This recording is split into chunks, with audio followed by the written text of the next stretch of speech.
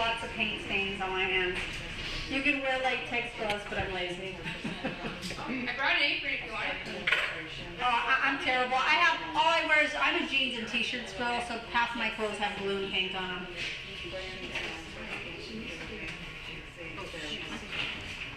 And all you do is take it right across there. Can you guys see that? Since if I turn around, I'll probably move it. And generally, I do 2 to 3 coats depending on it. The Angelus, I will do 3 coats. I just feel like they're a little thinner, so they need a little bit more. You want to wait in between coats that they completely dry.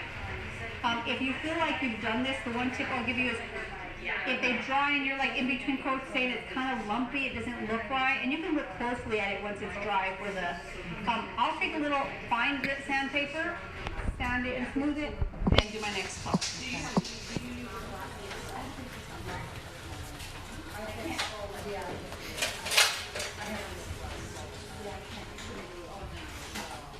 And if you have to clean these out, you want to clean them right away, because otherwise that glue really sits in there and they're a pain in the butt to clean.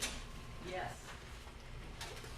And it is water soluble, but it's still a pain in the butt to clean, because I've actually had to take a needle to get into the groove to get the paint out, if you let it dry, which I have done.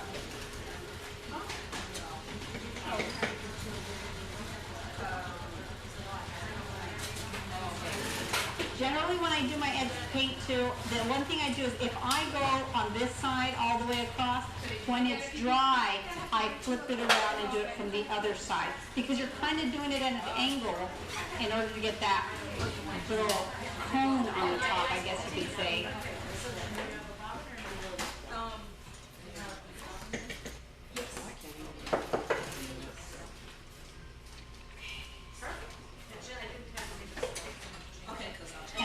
And we are doing black. It probably isn't the easiest to see on camera, like anything else that's black. You're not under the camera. Well, you know, it's on the picture, you know what I mean? It's on the visual. That's what I don't know, I don't get that thing about if you're tan, you look more buff. I'm like, well, I can't see any buffness on all this other stuff. I can't see anything.